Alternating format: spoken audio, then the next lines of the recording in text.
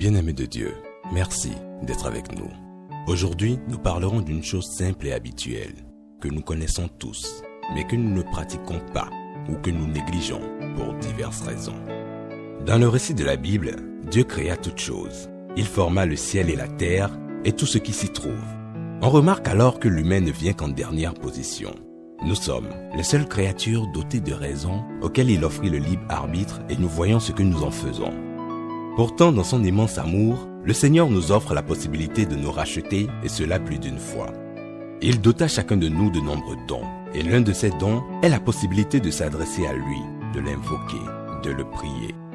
Et oui, bien-aimés de Dieu, aujourd'hui nous parlerons de la prière. Peu sont les personnes qui savent réellement ce qu'elles veulent. Nos désirs, nos envies, nos aspirations changent et évoluent en permanence. Et nous entrons en contact avec notre Créateur tout en étant distraits, sans avoir réellement réfléchi. Nous prions comme l'on va au marché, encore que même pour aller au marché, il y a un minimum de préparation. Le Créateur de toutes choses est là à nos côtés et pour s'adresser à lui, nous doutons, nous sommes préoccupés, pressés.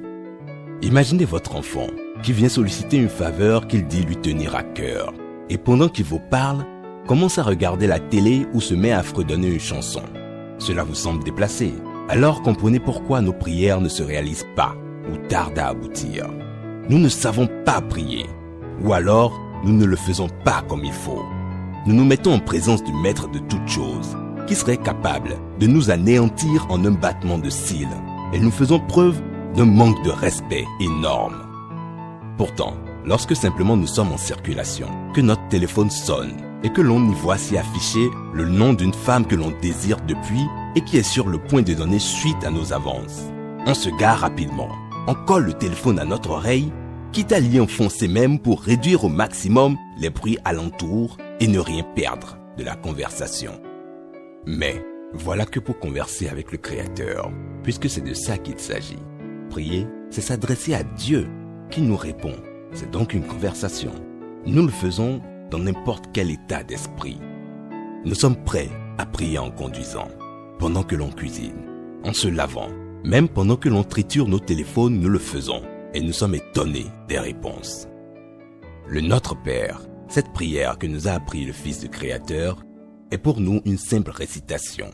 On en dit les paroles machinalement et souvent, l'on se surprend en train de la finir sans se souvenir d'avoir dit toutes les paroles.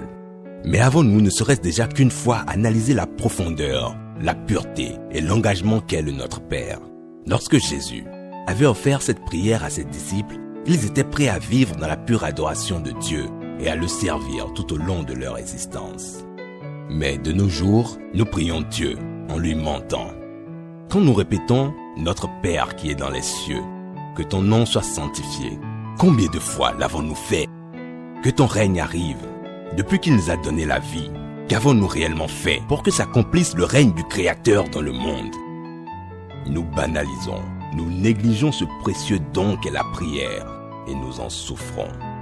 Il n'y a rien de plus puissant, de plus profond qu'une prière bien faite avec foi. La prière doit déclencher en nous un sentiment de sécurité, un apaisement de l'âme. Ces sensations demeurent quelques moments même après la prière, car nous étions en présence du tout. Il nous dit dans Matthieu 7,7, « Demandez et l'on vous donnera. » Alors de quoi encore se préoccuper?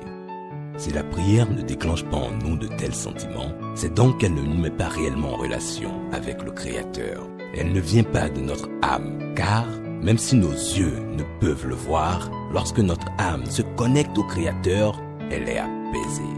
Et l'on ressent un frisson depuis notre fort intérieur nous parcourir entièrement.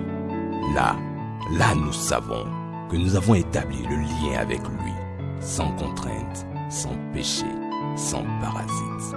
Nous sentons qu'il est là, auprès de nous. Bien-aimés de Dieu, en ce moment de jeûne et de remise en cause, prions le Seigneur de nous accorder ce précieux don qu'est la prière, qu'elle nous connecte à lui et nous fasse prendre conscience de chaque mot que nous lui adressons. Merci, que Dieu vous bénisse.